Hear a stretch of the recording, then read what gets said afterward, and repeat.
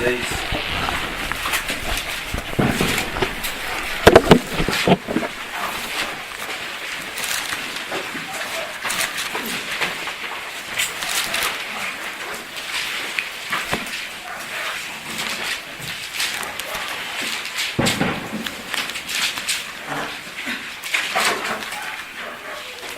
Mateo 28, y vamos a ver nada más un versículo, el 19. Por tanto, id y haced discípulos a todas las naciones, bautizándolos en el nombre del Padre, y del Hijo, y del Espíritu Santo. Estas palabras las dijo Jesús después que resucitó y un poquito antes de ascender a los cielos. O sea, aquí en Mateo son las últimas palabras que está diciendo Cristo. Y vean en Marcos, en el capítulo 16.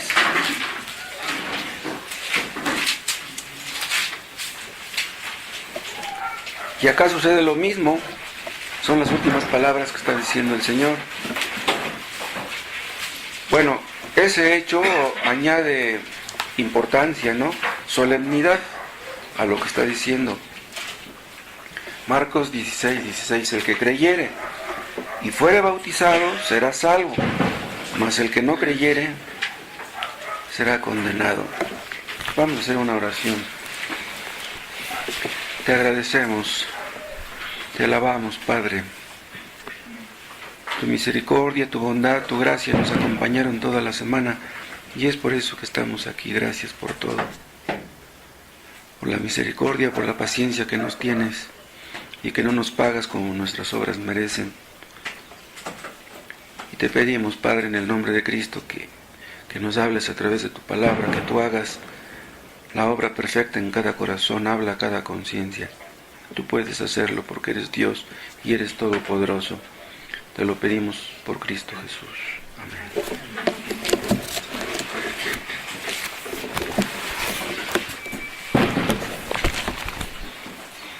Aquí en Mateo 28 pueden ustedes ver claramente que el bautismo es una ordenanza, porque le está diciendo a sus discípulos que vayan, que hagan discípulos y que bauticen. Entonces no es una opción. Entonces todos los que dicen ser cristianos debieran ser bautizados, debieran pedir el bautismo. Hay algunos que piensan que si han de ser bautizados, el pastor debería de pedírselos. ¿Pero qué sería lo correcto? ¿Que el pastor les pida que se bauticen o que ellos pidan el bautismo? Pues las dos cosas son buenas, ¿no? O se complementarían, digamos, ¿no? Nada más que para que una persona pida el bautismo, primero tiene que ser un discípulo, así es como dice. Por tanto, id y hacer discípulos. Los misioneros es lo que se encargaban de hacer cuando andaban en diferentes países y es lo que hacen todos los pastores, hacer discípulos. Pero vean, tenemos que hacer discípulos, no convertidos. Nosotros no podemos hacer convertidos. El único que puede convertir es Dios. Nosotros podemos hacer discípulos, podemos hacer que una persona nos escuche, que se siente y que reciba la enseñanza, pero no podemos convertir a la persona. Podemos ser muy claros en el mensaje, en la enseñanza, pero aún así hay personas que parece que entienden mucho y que a fin de cuentas no son discípulos o terminan no siéndolo. Nosotros predicamos el Evangelio y el Evangelio llega a la mente, pero no basta con que se quede en la mente, tiene que llegar a las emociones, pero tampoco basta eso, tiene que llegar a la voluntad. Cuando la voluntad es ganada, entonces decimos que esa persona es un verdadero discípulo de Cristo, que es una persona que está dispuesta a obedecer a Dios, y no solamente está dispuesta, vemos que obedece. ¿Se acuerdan ustedes cuando Felipe el evangelista, guiado por Dios, se acercó al carro donde iba el eunuco etíope? Le habló del Evangelio, le explicó el Evangelio que está implícito ahí en Isaías 53, Entonces él dice, aquí hay agua. Dice, ¿hay algo que impida que yo sea bautizado? Él dijo eso porque Felipe ya le había hablado del bautismo. De otra manera él no hubiera tenido forma de saber que Dios requiere que un creyente sea bautizado. Entonces dice, bueno, entonces, si un creyente tiene que ser bautizado, bueno, pues yo quiero serlo. ¿Y recuerdan qué le contestó Felipe? Le dice, si crees de todo corazón, bien puedes. Para que una persona sea bautizada, pueda ser bautizada, tiene que creer de todo corazón. ¿Y qué quiere decir eso? Quiere decir que su mente entiende que sus emociones ya fueron afectadas y su voluntad está dispuesta a obedecer. Sí, la palabra corazón habla de toda la personalidad. Entonces, si tú crees de todo corazón, bien puedes bautizarte. ¿Y qué pasó? Felipe lo bautizó. Entonces, para que una persona sea bautizada, no basta con que diga que cree, porque cualquier persona puede decir yo creo. Pero ¿cómo demuestras que crees? El creer en Dios no es algo puramente mental, puramente intelectual. Pero muchos se conforman con eso. Hay personas que tienen muchos conocimientos bíblicos, pero no porque tengan muchos conocimientos tendrán que ser bautizadas. ¿Recuerdan ustedes cuando aquellos judíos se acercaron a Juan el Bautista pidiendo el bautismo? ¿Recuerdan qué les dijo Juan? Dice, generación de víboras, ¿quién les enseñó a huir de la ira venidera? Y les dice, vayan y hagan pues frutos dignos de arrepentimiento. Primero vayan, arrepiéntanse verdaderamente, demuestren que ya se han arrepentido y después vengan y yo los voy a bautizar. Ellos pensaban que Juan los iba a bautizar así, pero no lo hizo. Hay pastores que les da mucho gusto cuando la gente pide el bautismo. Bueno, nos da mucho gusto.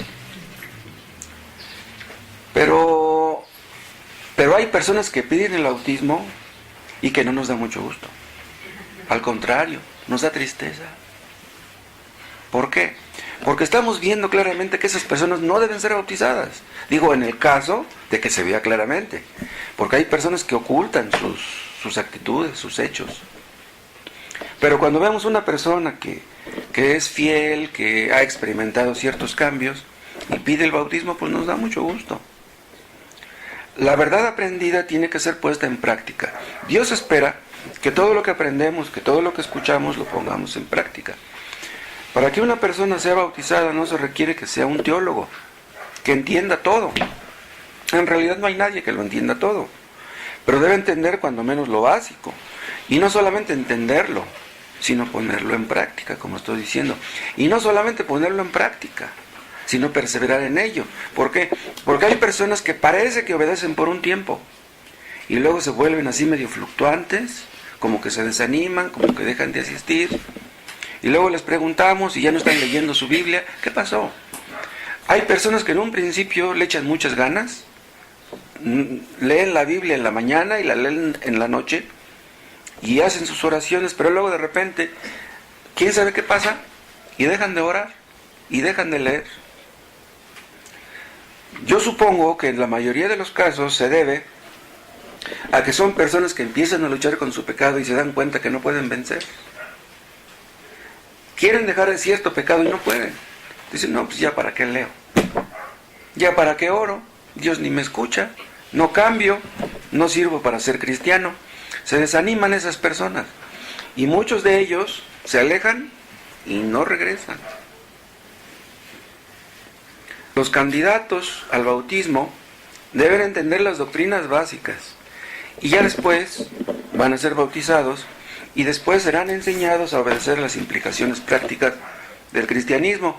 Ya vimos el 19, ¿no? Después de bautizándolos, vean lo que dice en el 20.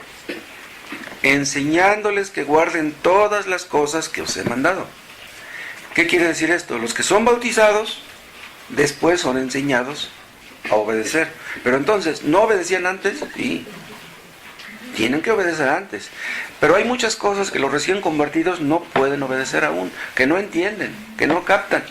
Entonces, el trabajo de un pastor es explicar qué es lo que Dios requiere, pero no solamente eso, enseñarles cómo pueden obedecer. Vean, nadie nace obedeciendo. Un recién convertido joven es lo mismo que un recién convertido viejo. No saben obedecer. Entonces necesitan obedecer. Pero eso va a ser después de que sean bautizados.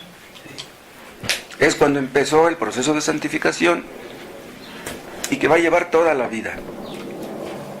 Entonces dice en el 20, enseñándoles que guarden todas las cosas que os he mandado. El recién bautizado ha escuchado algunas cosas, pero aquí habla de todas las cosas que Cristo ha mandado. Y las que ha mandado Él, pues son muchísimas. Entonces, esperamos que la gente entienda las doctrinas, y cuando vemos que su voluntad ya ha sido ganada para Cristo, entonces es que las bautizamos. Los cristianos primitivos se bautizaban en señal de su sumisión a Cristo. Eso lo pueden ustedes ver en Romanos 10, ¿quieren ver?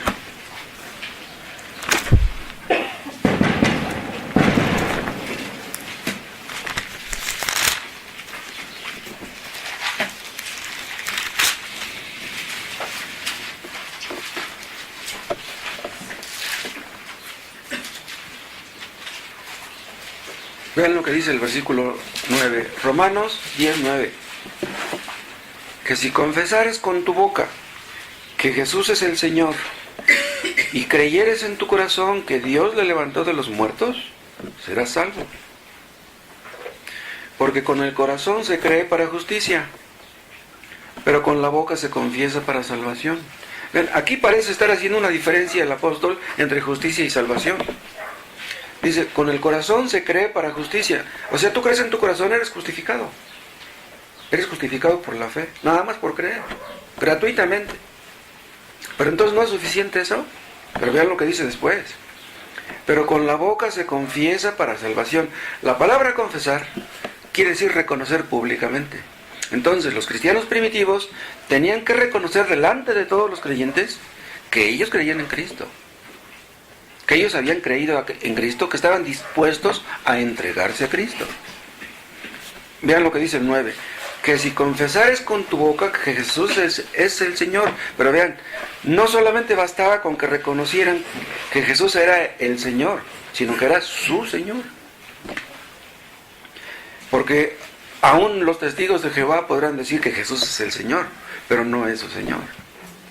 O sea, para que tú creas que Jesús es tu Señor, quiere decir que lo reconoces como tu dueño, que Cristo puede hacer contigo lo que quiera.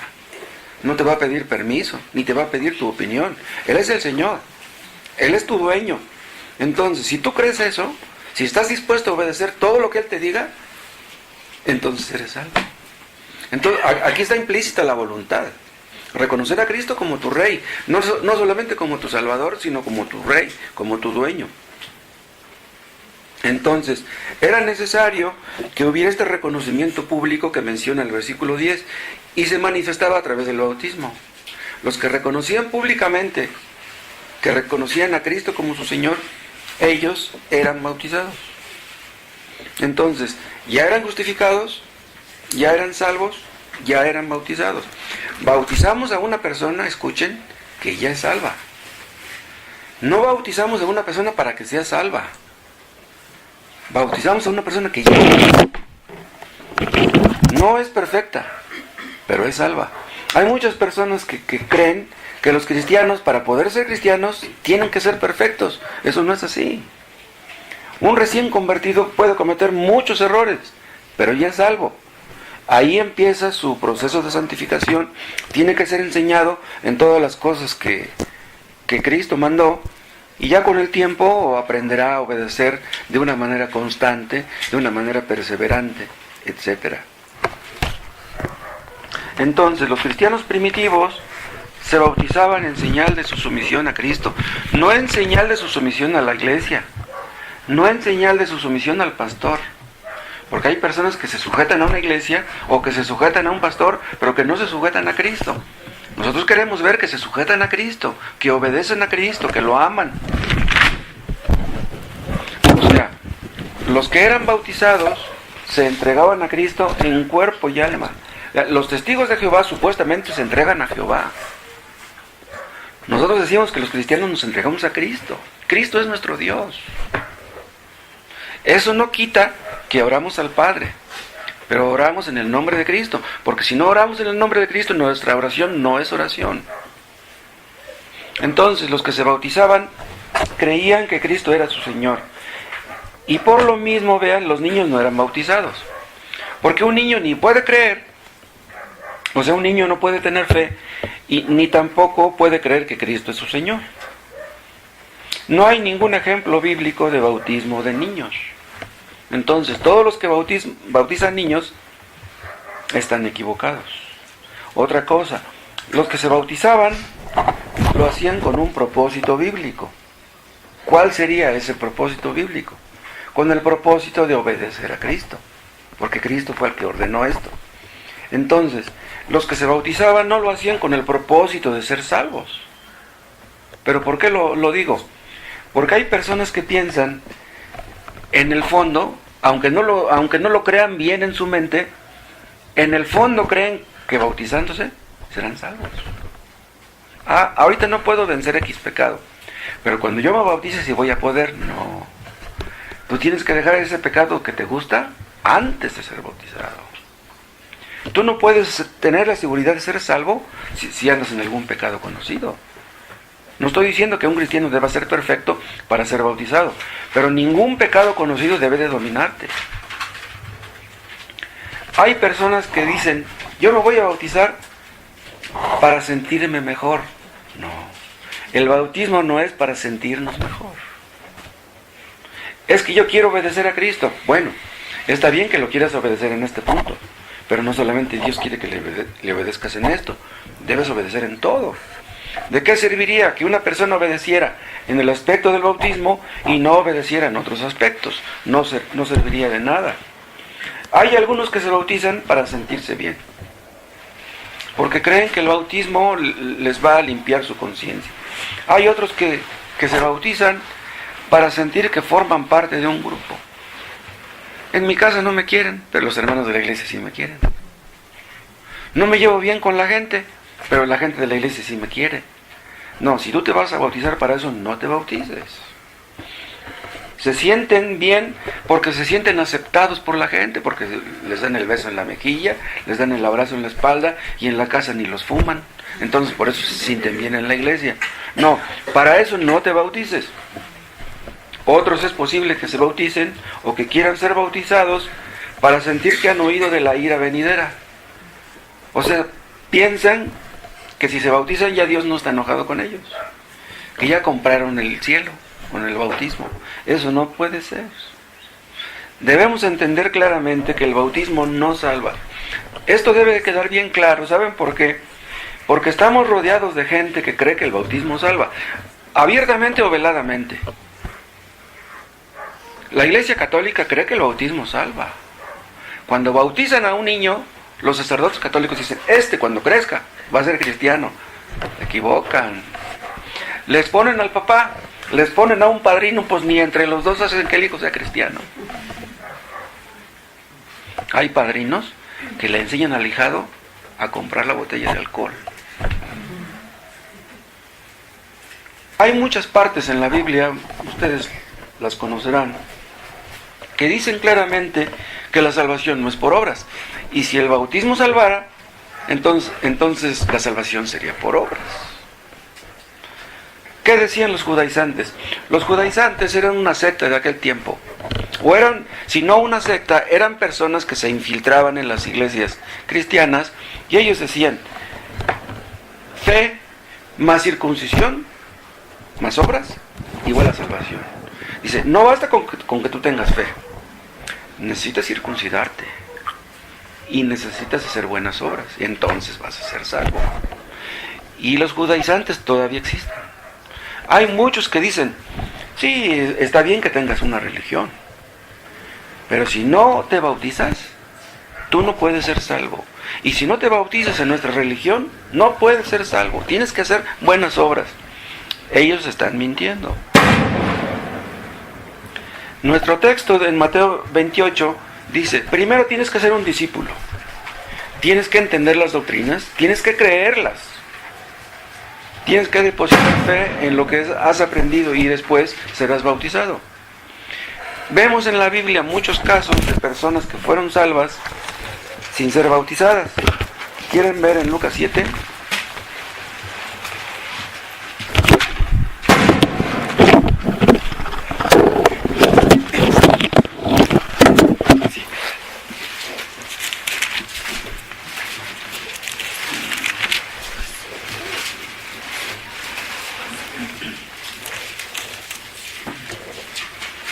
Lucas 7:37.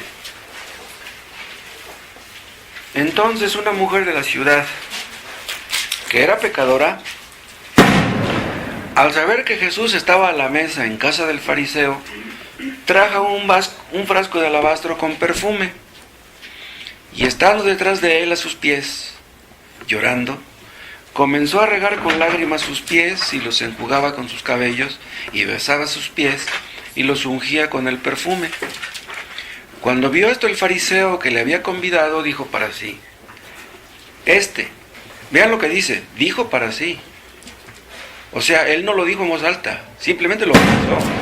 Dijo para sí, hablando de Jesús, si fuera profeta, conocería quién y qué clase de mujer es la que le toca, que es pecadora. O sea, este fariseo se escandalizó.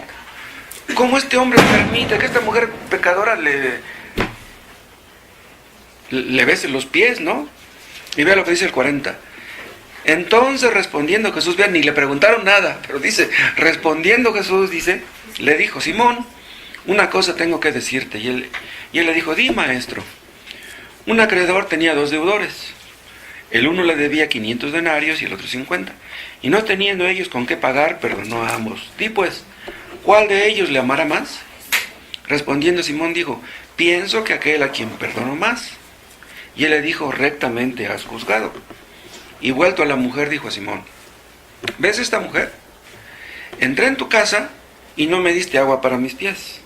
Esta era una costumbre que existía en aquel tiempo, que si tenían un invitado, un visitante, le ofrecían agua para lavarse los pies. ¿Por qué? Porque venían caminando y las sandalias estaban llenas de polvo y los pies iban sudando.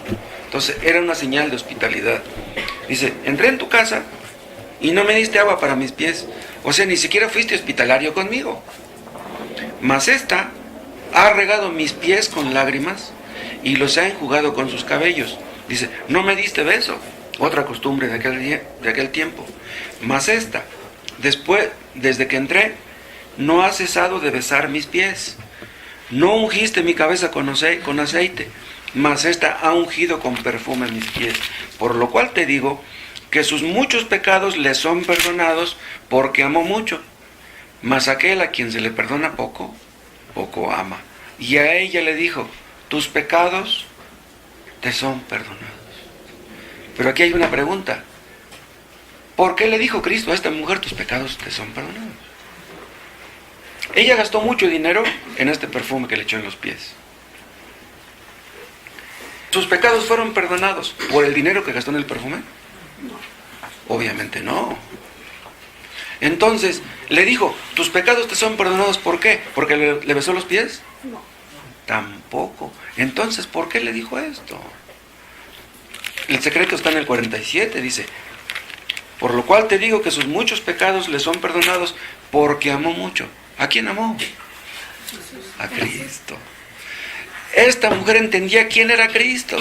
Por eso no le importó gastar lo que gastó para comprar aquel perfume, porque amaba a Cristo. Nadie ama a Cristo a menos que Dios le haya iluminado acerca de quién es Él. Los testigos de Jehová no aman a Cristo. Los mormones no aman a Cristo. Los católicos no aman a Cristo. Ama a Cristo solamente aquel a quien Dios ha abierto su corazón y sus ojos espirituales para que vea quién es Cristo. Entonces, el hecho de que esta mujer amaba a Cristo quiere decir que Cristo la había amado a ella. Nadie ama a Cristo a menos que Cristo la haya amado primero. Entonces, esta mujer amaba a Cristo y por eso le dice, tus pecados te son. Esta mujer fue justificada por su fe, no por lo que hizo, por su fe. Ahora, estos pecados le fueron perdonados, escuchen, antes de que ella llegara ahí. antes de que ella llegara ahí a echarle el perfume a Jesús en sus pies. Pero ella no lo entendía. Pero en el momento que Cristo le dice, tus pecados te son perdonados, ella entendió eso. Dice el 49, y los que estaban juntamente sentados a la mesa comenzaron a decir entre sí, ¿quién es este que también perdona pecados? Pues ¿quién es? Pues es Dios mismo. Y le dice en el 50, pero él dijo a la mujer, tu fe te ha salvado, ve en paz. Vean, ¿la fe la salvó? Entonces, ¿por qué dice tu fe te ha salvado? Quien la salvó fue Cristo. Esta fe se la dio Cristo. Se la dio, entonces ya es de ella. Le dice, tu fe te ha salvado. No estamos agradecidos con nuestra fe.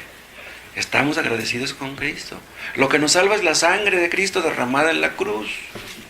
Entonces ella fue perdonada gracias a lo que Cristo haría. Otra cosa, ella ungió los pies de Jesús en señal, ¿saben de qué? De que ella entendía que Cristo iba a morir. Sabía que ya le quedaba poco tiempo de vida. Pero ¿quién se lo dijo? ¿Saben por qué? Porque ungían a todos aquellos que ya estaban muertos. O sea que para ella Cristo ya estaba como muerto. Ella entendía que Cristo iba a morir. Tenía más fe esta mujer que algunos de sus discípulos, en serio. Esta mujer entendió mucho. Podemos creer que esta mujer ya había escuchado muchas predicaciones de Jesús, que ya su mente estaba afectada, sus emociones, cómo estaba llorando ahí a los pies de Jesús. Y ahí vemos su voluntad también. Vean otro texto en Hechos 16.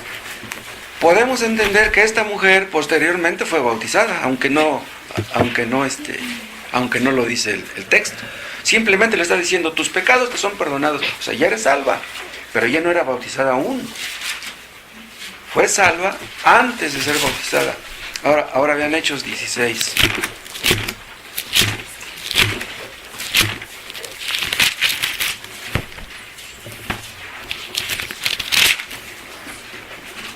Aquí está la historia del carcelero de Filipos. Y vean en el 30, Hechos 16, 30. 29. Él entonces, pidiendo luz, se precipitó adentro y temblando se postró a los pies de Pablo y de Silas.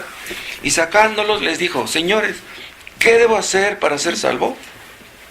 Y vean la respuesta de los apóstoles en el 31. Ellos dijeron, cree en el Señor Jesucristo y serás salvo tú y tu casa. Vean lo que le está diciendo, cree. Si el bautismo salvara o fuera esencial para la salvación, le hubiera dicho, cree y bautízate.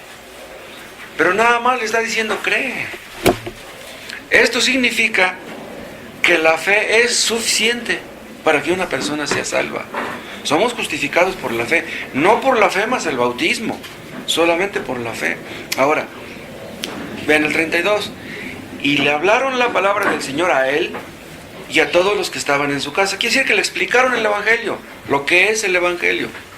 Dice, a él, al carcelero, y a todos los que estaban en su casa. Y él, tomándolos en aquella misma hora de la noche, les lavó las heridas, y enseguida se bautizó a él con todos los suyos. ¿Por qué se bautizó?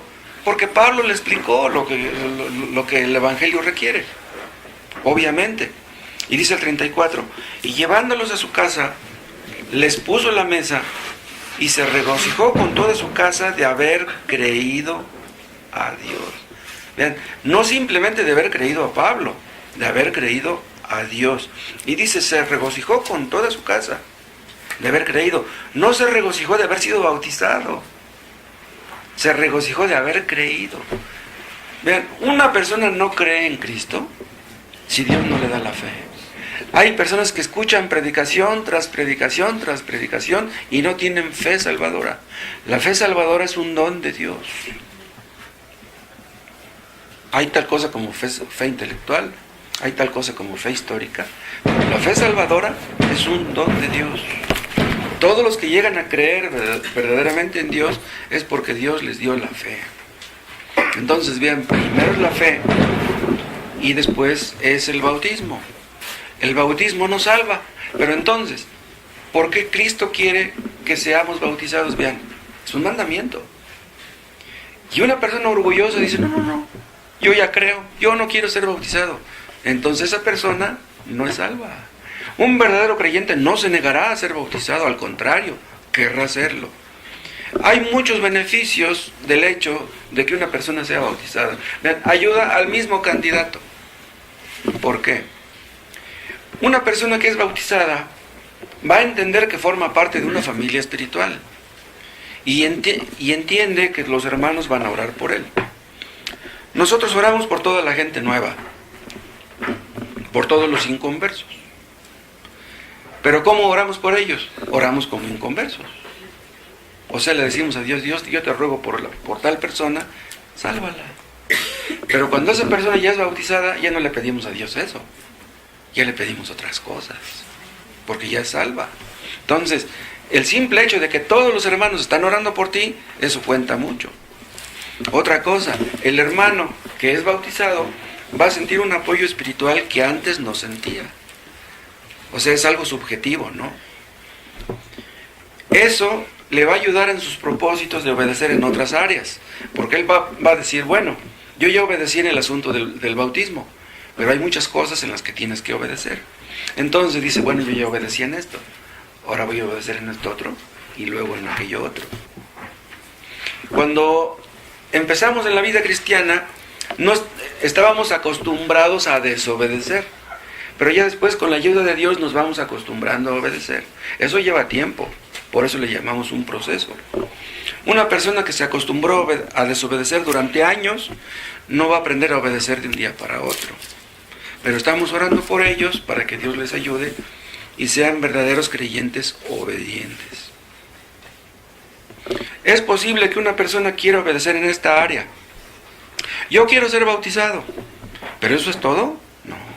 Tienes que obedecer en otras cosas también. El bautismo ayuda también a los inconversos. ¿Por qué?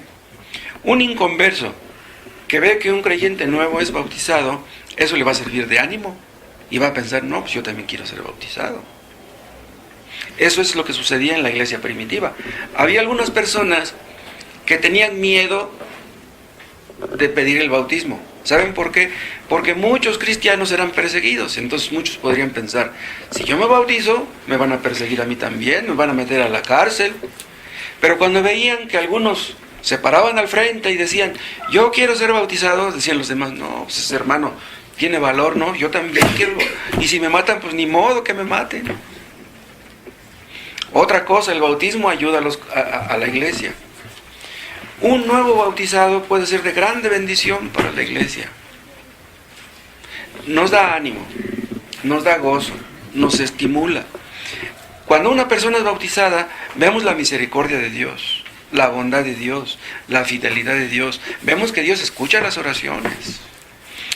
Hay personas que durante 5 o 10 años están escuchando la predicación y no son salvos, pero de repente vemos el milagro, nos da mucho gusto. Y el bautismo ayuda también a los creyentes nominales. ¿Quiénes son los creyentes nominales? Los que dicen que son creyentes, pero que no vemos que lo sean. Así hay muchos.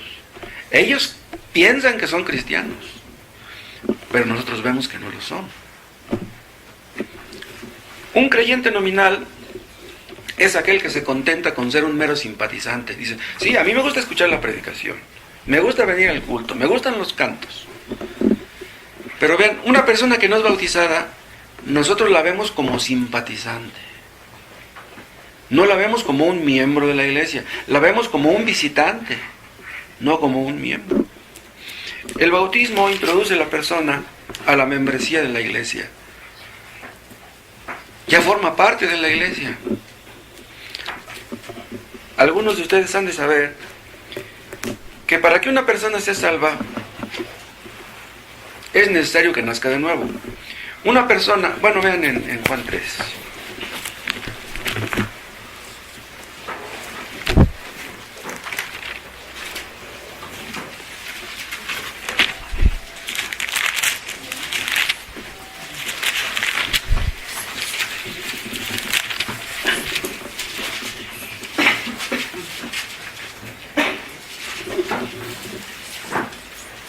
Vean el versículo 5, Juan 3, 5.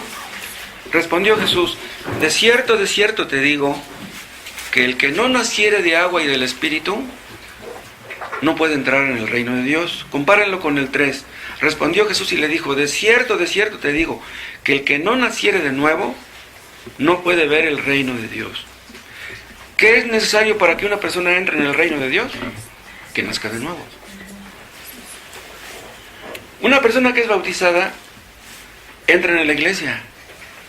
¿Sí? Una persona que nace de nuevo entra en el reino. No es lo mismo la iglesia que el reino. Vean el caso del ladrón. El buen ladrón entró en el reino, pero no entró en la iglesia. Entró en el reino y lo mataron ahí en la cruz y se fue al cielo. Entró en el reino, pero no entró en la iglesia.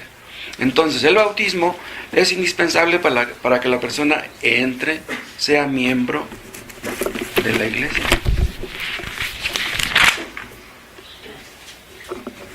Imagínense una persona que está muy emocionada de que ya va a ser bautizada y le dicen: ¿sabes qué? Vamos a hacer los bautizos allá en el río, no en el de los Remedios, en algún otro, ¿no? Lo vamos a bautizar en un río, y se van en el camión a celebrar los bautizos. Y en el camino el camión choca y el que se iba a bautizar se muere. Entonces, ¿va a ir al infierno porque no fue bautizado? Obviamente no. Otra cosa, el bautismo ayuda a los inconversos que presencian este acto. El bautismo es una separación entre los vivos y los muertos. Algunos de ustedes leyeron el sermón de Spurgeon que se llama El bautismo, una sepultura. O sea, lo que queda en el agua es el viejo yo, lo que era la persona de antes. Sumergimos a la persona en el agua y se muere el viejo yo y sale una persona nueva, simbólicamente. Entonces el bautismo es una separación entre los vivos y los muertos. Entonces la persona que se bautiza les dice a todos: miren, yo ya morí al pecado, ahora ya estoy vivo para Dios. Entonces las personas que están viendo eso les puede ayudar. Esa persona ya rompió con el pecado, ¿y yo? Vean en Romanos capítulo 6.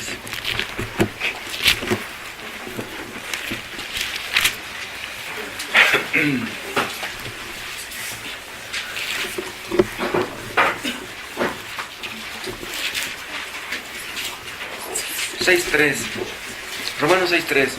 ¿O no sabéis que todos los que hemos sido bautizados en Cristo Jesús hemos sido bautizados en su muerte? Vean, la palabra bautizados quiere decir sumergidos.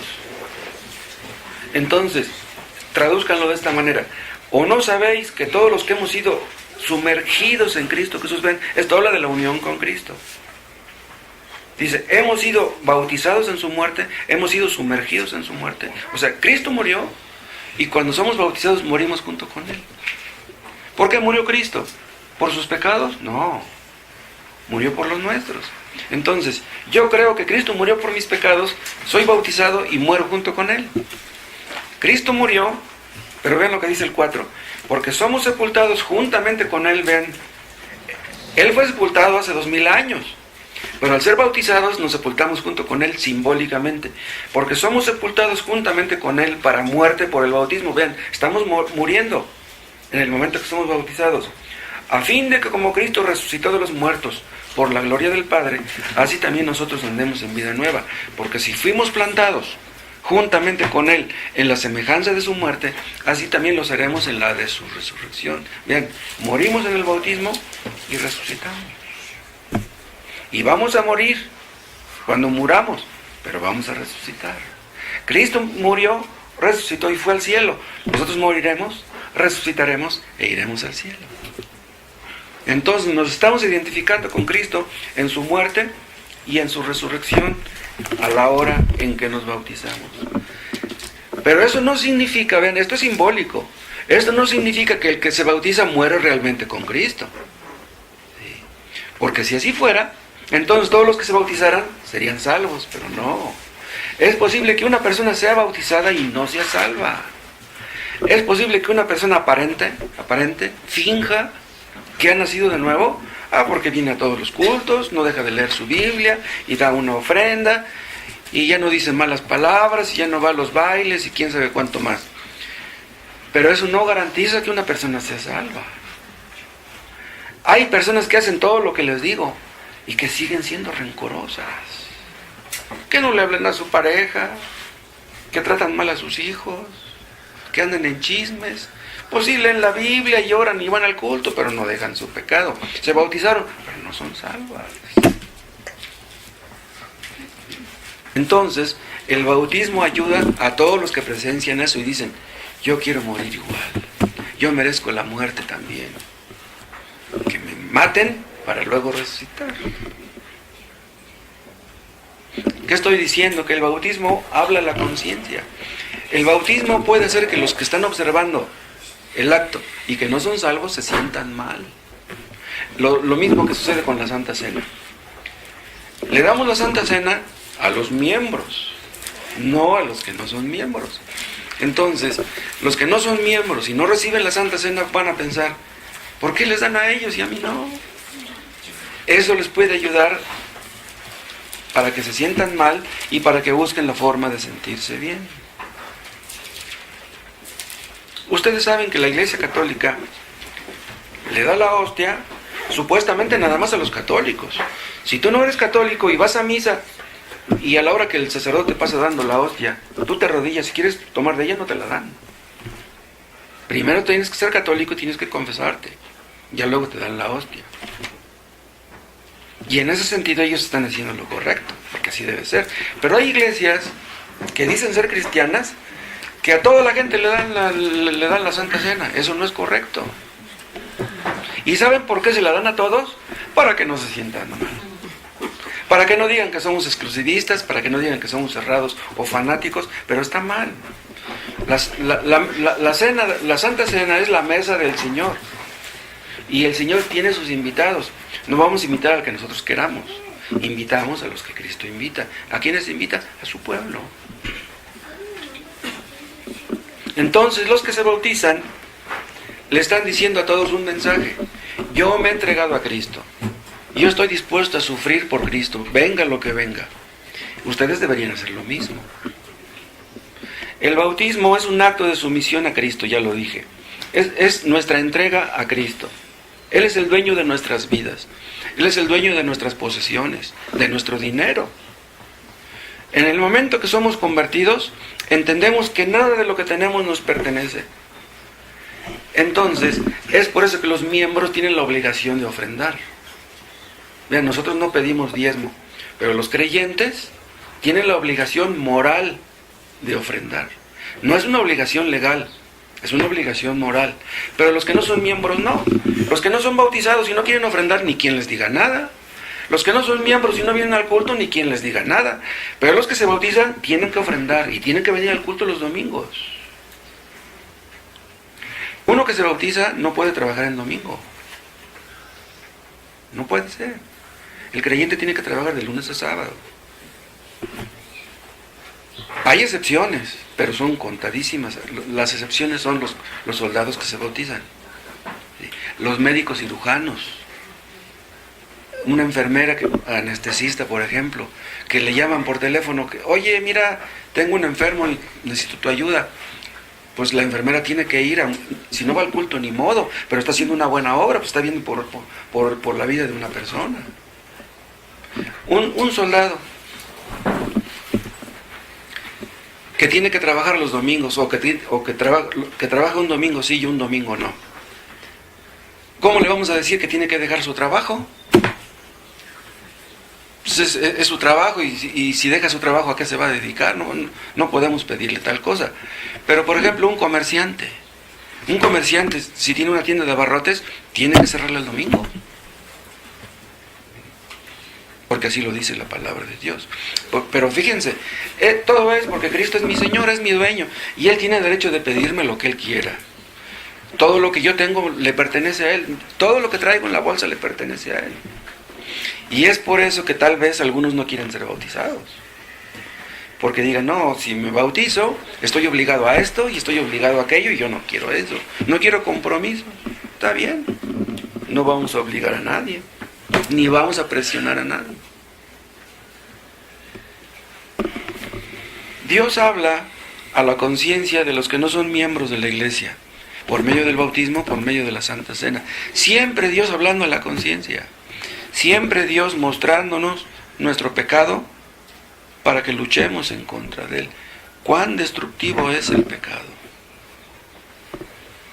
Hay iglesias que bautizan a todos los que piden el bautismo. ¿Hacen bien? ¿Debiéramos bautizar a todos los que piden el bautismo? No. En nuestra iglesia conozco una persona que me ha pedido 3 veces el bautismo desde hace como 15 años. En 15 años me ha pedido 3 veces el bautismo y no lo hemos bautizado. Y yo sospecho que nunca lo vamos a bautizar.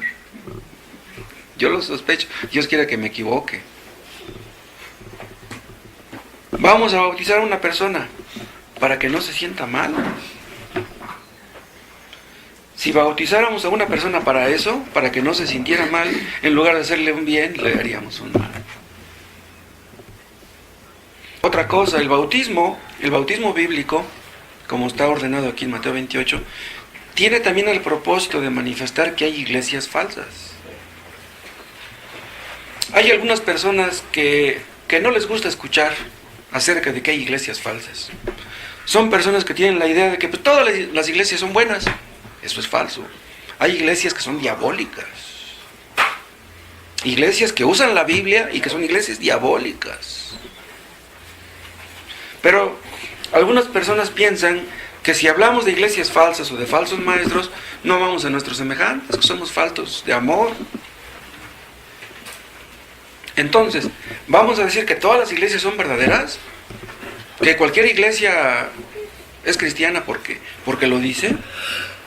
Vean, ni en tiempos de la iglesia primitiva todos eran cristianos verdaderos, mucho menos ahora. Las iglesias cristianas eran infiltradas por personas que no eran cristianos verdaderos. Imagínense ahora. Cristo da la orden, bautizándolos en el nombre del Padre y del Hijo. La palabra bautizándolos quiere decir sumergiéndolos. Eso quiere decir que los que bautizan por aspersión, su bautismo no es válido. Bautizan por aspersión los anglicanos, los luteranos, los católicos y los presbiterianos. Les echan agua. Les echan agua en la cabeza. Ese bautismo no es bíblico. No están haciendo lo que Cristo dice. Y alguien dirá, bueno, pero pues qué diferencia es que se meta todo a que nomás le echen agua en la cabeza. Es que la persona muere cuando se sumerge. En una ocasión bautizamos a una persona en esa y lo quisimos meter, pero le faltó de aquí para arriba, no tenía miedo de meter toda la cabeza en el agua, se le empujamos. Tiene que morirse la persona. Pues, ahora que si se me muere de veras, entonces ya no hay problema, ¿no? Otra cosa, ¿cómo es el bautismo? En el nombre del Padre y del Hijo y del Espíritu Santo. Quiere decir que el bautismo de los unitarios no es bautismo. Los unitarios bautizan nada más en el nombre de Jesús. Hay algunos textos en los que se basan, por ejemplo, Hechos 19:5.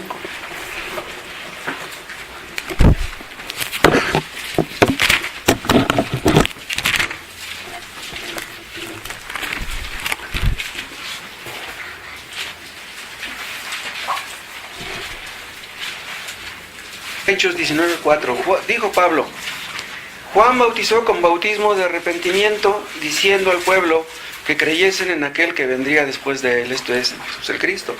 Cuando oyeron esto, vean cómo dice, fueron bautizados en el nombre del Señor Jesús.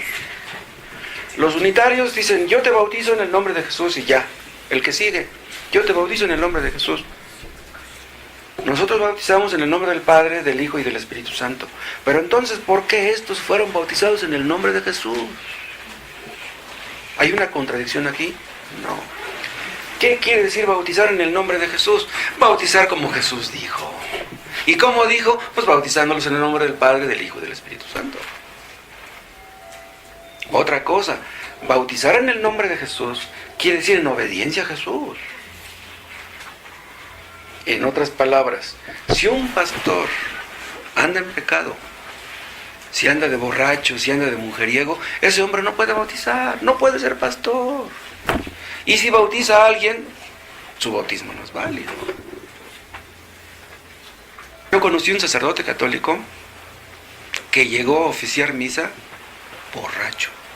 Si me lo pueden ustedes creer. Se veía claramente que estaba ahí. Pero ¿cómo es posible que uno que dice ser ministro de Cristo haga eso? Imagínense que un pastor evangélico hiciera lo mismo. Obviamente, si ese hombre bautiza, su bautismo no es correcto. Hay otros textos que hablan acerca de esto mismo. Bautizar en el nombre de Jesús quiere decir en obediencia a Jesús y en representación de Jesús.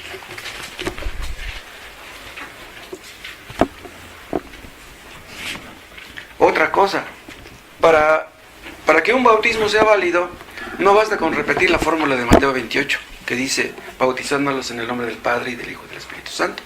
Los testigos de Jehová bautizan así. Vean, los testigos de Jehová no creen en la Trinidad, pero ellos bautizan en el nombre del Padre y del Hijo y del Espíritu Santo, y son antitrinitarios. Su bautismo no es válido. Entonces no basta con repetir las palabras. No es una fórmula mágica esa.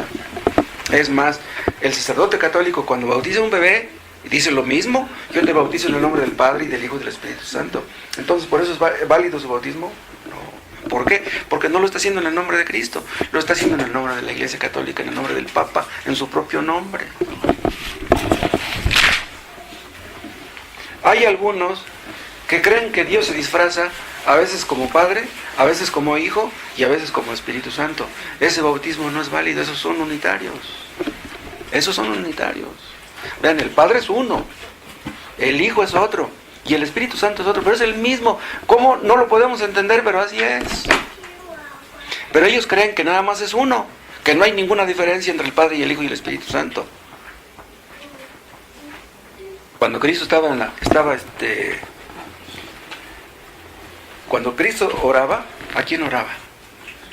Oraba a su Padre. Si Cristo hubiera sido el Padre, pues entonces estaba fingiendo. ¿A quién le oraba?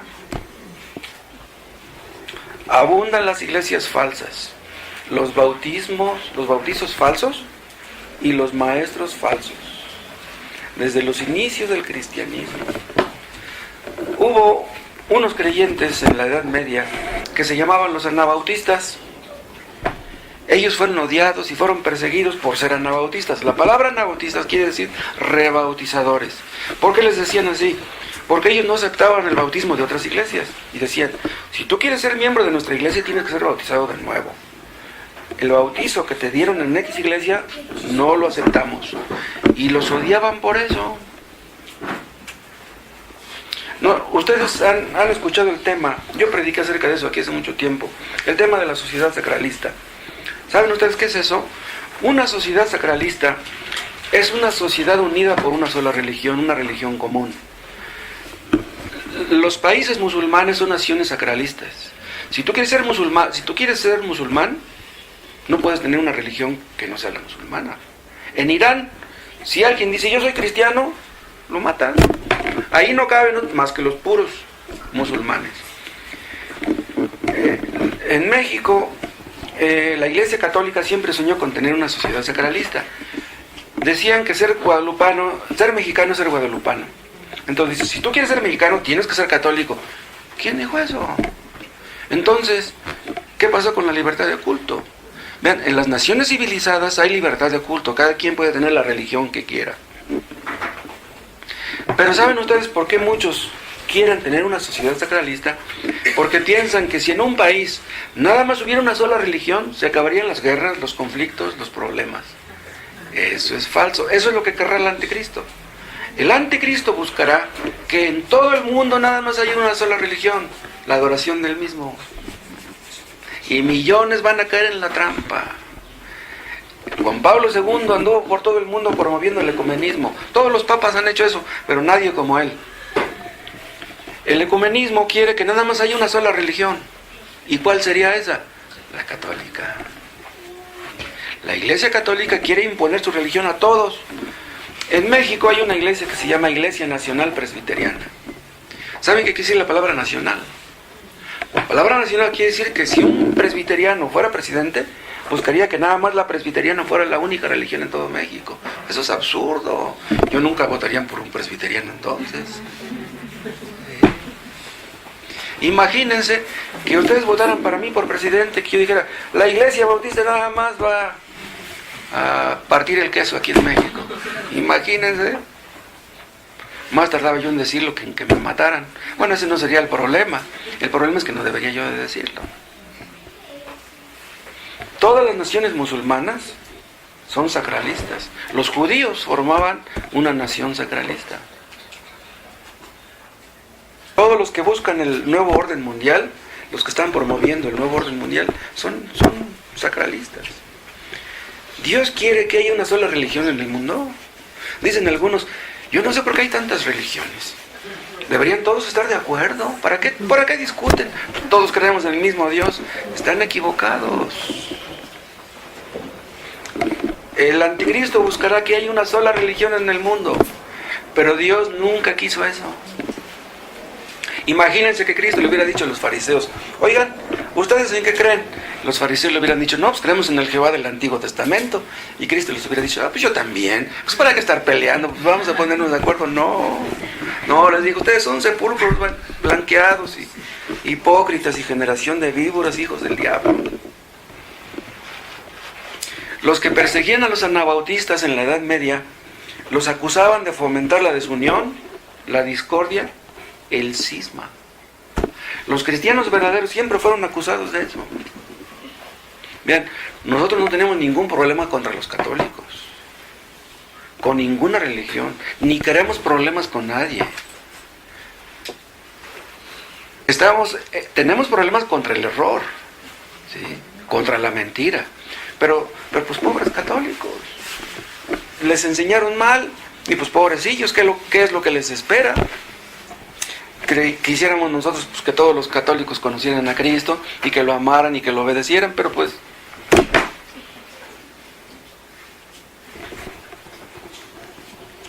Cristo dijo que todos los que creyeran en Él tenían que ser bautizados. Pero nosotros no le decimos a la gente, no, tú tienes que ser bautizado.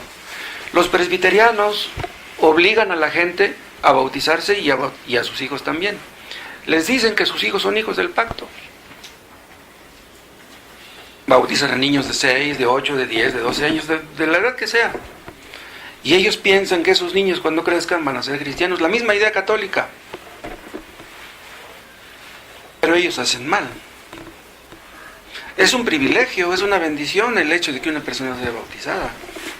¿Qué tenemos que andar detrás de la gente para que se bautice? Vean, la Iglesia de Cristo no es una sociedad sacralista.